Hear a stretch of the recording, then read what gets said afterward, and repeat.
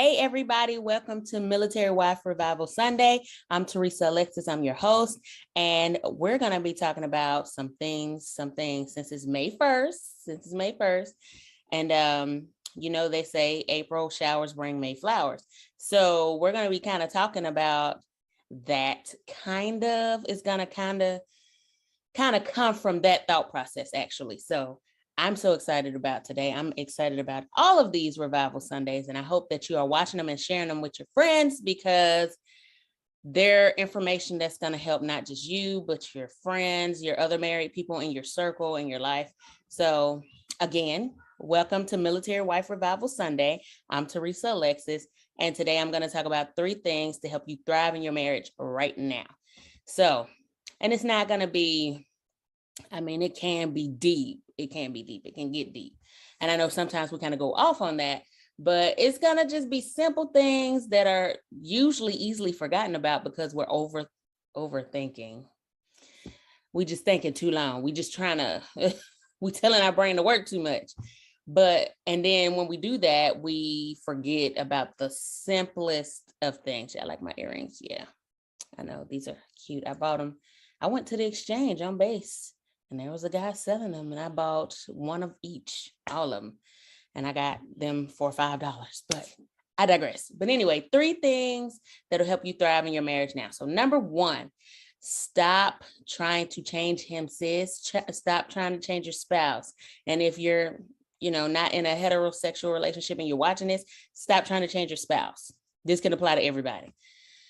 I say that because a lot of times we see, I would say maybe like orange flags, maybe, or yellow flags that can eventually turn into red flags. And sometimes they just full on red flags. Sometimes those change when we get into marriage. And we're like, if you would just be more of X, then I would be Y and we can get Z.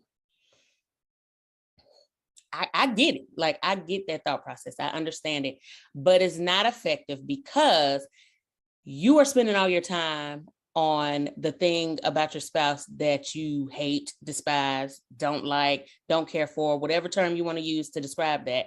You're spending so much time on that you are neglecting the things you appreciate and love about your spouse. And that is how you end up in this space where I don't even want to look at you. Like I've seen this going around like Facebook or just the social media streets where it'll be like everybody else is loving their husband and praising them and sending or sharing pictures about how much they love their spouse and et cetera, et cetera. But every time my spouse breathes, I want to choke him. Or every time my spouse cough, I hope he choke. That's crazy. That's crazy. It's crazy, but I don't think they would have been posting that stuff if they weren't serious. And while I don't care for every single thing my spouse has done or does, I've never been to the point to where I want to choke them. Or choke him, or something like that, just for breathing. So, it's just, and I'm not talking about the jokes going around. I have a different sense of humor, so sometimes those are funny. I'm talking about the deep, dark stuff, like for real, like I want to harm you because I don't really like you. And when you don't like your spouse so much, that does, and I know people say it don't, but that does transcend into the love factor. And that's how you fall, I guess, out of love, or that's how you lose the love you once had for your spouse. It's a real thing. I didn't make it up. I didn't do the studies, but I researched it, and I'm like, yep, this is true and based off what I see every single day. Not just in the people I serve, but in just watching people, and just listening to people talk. So, but stop trying to change your spouse. Stop trying to change him. Stop trying to change your spouse, because all it's going to do is send you into this downward spiral, and nothing good will come from that. Nothing good will come from that. Argue with your mama. Number 2, worry about yourself and let God take care of the rest. Insert whatever you want to right there. But for me, and for people who are similar to me, Worry about yourself and let God do the rest. So what I mean by that is a lot of times we will focus on what our spouse is doing that we don't like, or what they're not doing that we would rather them do. And then we end up not doing our part because we feel like, and I know a lot of wives or just women in general can relate to this. We feel like we need to step up to that role or step up to the plate because they just ain't doing it. And I get that. If nobody else on this planet gets you in that, I get it. I saw my mother do it. I saw my grandmother do it. I've seen plenty of women in my life have to do it. And I'm not saying that's necessarily wrong, but what it can do is cause a lot of animosity in your marriage. It can. And, nobody likes to be told they're wrong, and nobody likes to be told that they should do a thing. But these are things you can do. These are things that will help you thrive in your marriage. So don't worry about him. Worry about doing what you know you're called to do. And I would say everything that you're called to do, everything that God tells you to do, your spouse won't understand. They won't agree with, no more than you will understand what God has told them to do or agree with that. But I think where the problem comes in is when we try to, I don't like this word. I'm going to try to find a different word. When we try to get our spouse to do something that we want them to do because we don't like what they're doing or we don't understand what they're doing. I don't know how many times me and my spouse had that conversation, and I just had to, I hate to say it like this, but I don't know what other way to say it. I had to stop caring about what he thought in that aspect because my goal was to do what God told me to do. I can say this because God told Mary, mother of Jesus, a specific assignment. Joseph didn't understand it. His mind could not compute what was happening and how it could happen. And God had to send an angel to speak to him to say, this is what I said for her to do. This is what I call her to do. It's the same thing. It's the same, what I'm trying to say. It's the same kind of ordeal. Like, my spouse don't get it. Your spouse may not get it. But everything God has called you to do, he gonna work it out. He gonna take care of your husband. He gonna talk to him. Now, I will say, in talking to your spouse, when God talks to us, all of us, or when we hear the Spirit, we don't always obey. So a lot of people say God don't cause confusion. He doesn't. He does exactly what I just said he does. But we as people choose not to listen, and we bring animosity. And then everybody want to look at the wife and tell her what she needs to do, but nobody be checking the husband for real. And sometimes it's vice versa, but it's very rare. Everybody want to tell the wife what she should do, shouldn't do, and all of that, and don't be really checking the men like that. So I get it from a space of, you know what, this is for the birds. I could just be a different type of way. But when you worry about yourself, worry about the things that God has told you to worry about, and let him do the rest, I swear. And I know it can be a challenge because as humans, we want to know things, we want to see things, we want to have the answers. It's like, God, just tell me, because whatever this is right here, whatever the situation is, it ain't it. And maybe that's just me, but I know I can totally relate in the fact that I want to know things, and I want to know how this gonna work out, what I need to be doing. I like to know those things. So I get it, but there is so much peace that comes with just letting certain things go, letting God handle it. You know what? I'm just gonna worry about myself. I'm gonna worry about myself. I'm gonna worry about my business, my career, me going to school, the kids, because they can't worry about themselves because they're not old enough, whatever that may be. Worry about yourself and let God do the rest. It's a challenge, but I'm telling you from experience that so much peace comes from that when you just operate in the things that God has given you and worry about working on yourself and getting yourself to where you need to be, other than trying to do these things, and basically ultimately control your spouse. I don't like that term, but it is what it is. Lastly, surround yourself with positivity and people and things that will challenge you to grow. There's always going to be certain type of people, certain type of things, and certain type of situations that's not always positive. There's always going to be that, because that's just life. That's just life. It is. But even in that, the craziness, even in that type of stuff, I personally believe there's always an opportunity to be optimistic. There's always something to be positive.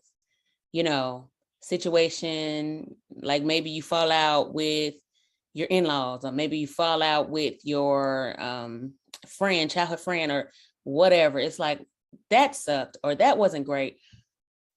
But at least I was able to learn something from it. I learned how to react in this situation next time. I learned what to look for in people the next time. I learned that I probably shouldn't put myself in this situation again. And that's your marriage, that's your friendship, that's all that stuff. So when you surrounding yourself with positivity and you are being intentional about what you allow in your space, you know, a lot of people don't like protect your peace. Jesus did it. Okay. So, you know, everybody want to make everything biblical and try to make people feel bad about things they choose to accept, things they choose to be involved in and all of that. But literally, when Jesus was ready to go, he was ready to go and he left. Okay. So same thing. You set boundaries.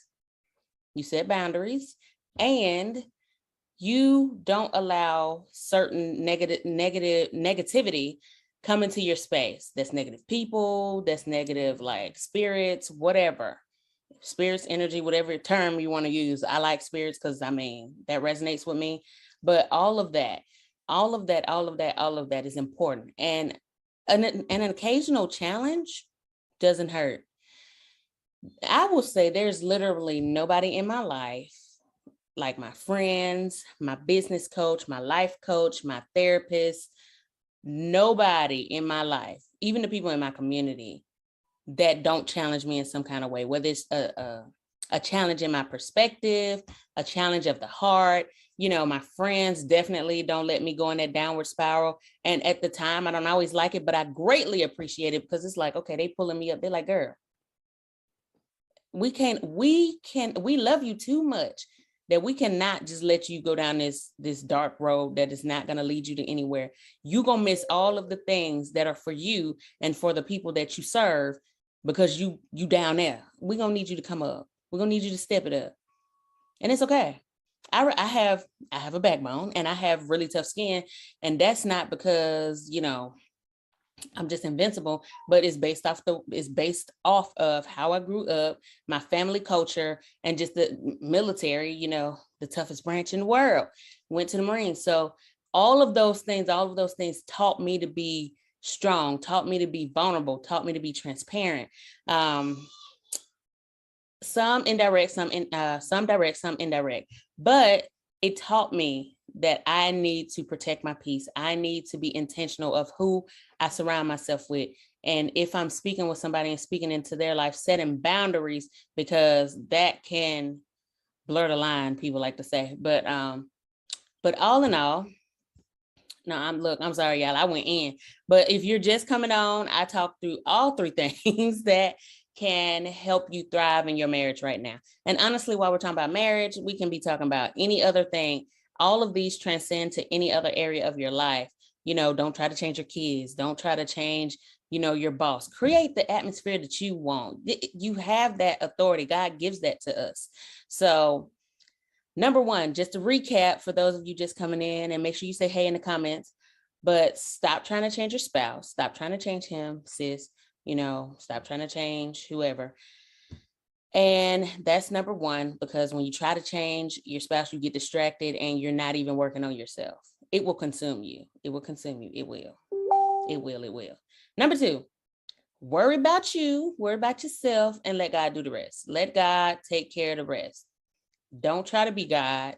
Don't try to know more than God. Don't try to jump ship or anything like that. Don't try to do any of that. Just worry about yourself, work on yourself, do the things that you need to do for you, for your marriage, and God gonna take care of the rest. And lastly, surround yourself with people, things, and in situations that are positive, uplifting, and that is gonna ultimately, I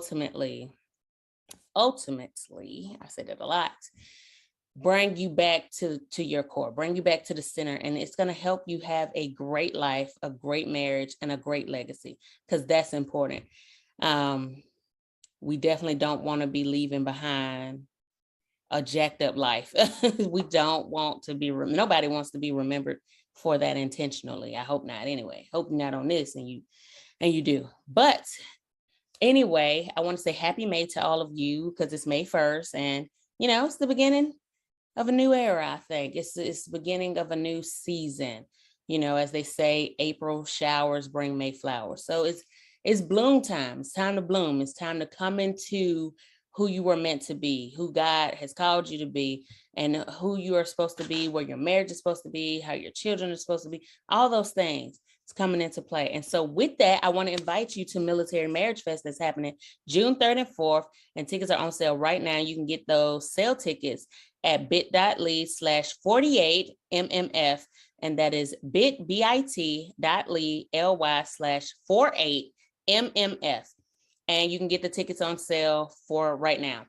Also, if you're not a member of Military Wives Collective, be sure to join Military Wives Collective. You can search on Facebook. I will link it in this video description. And just click on join, answer the questions, and be let in so that you can, be in a community of wives who get you. I like to say we're pretty badass in there, and we're great. We're from all different walks of life, all different cultures, all different areas of the world even. There's people in Korea, Japan, Hawaii, stateside, Germany, all kinds of places. And it's really, really awesome. And that's one of the things I love about just the military culture anyway, is that we're all from different places and spaces, and we can all come together for a common goal. So be sure to join that. And don't forget to get your ticket to Military Marriage Fest. And also, if you want to find out any more information about Military Marriage Fest, go to www.militarymarriagefest.com to figure out information. But you'll only get those sale tickets if you go to bit.ly/48mmf. So you all have a wonderful Sunday and enjoy May 1st. And I hope you are having a delightful time with your families. Go love on your spouse, go love on yourself.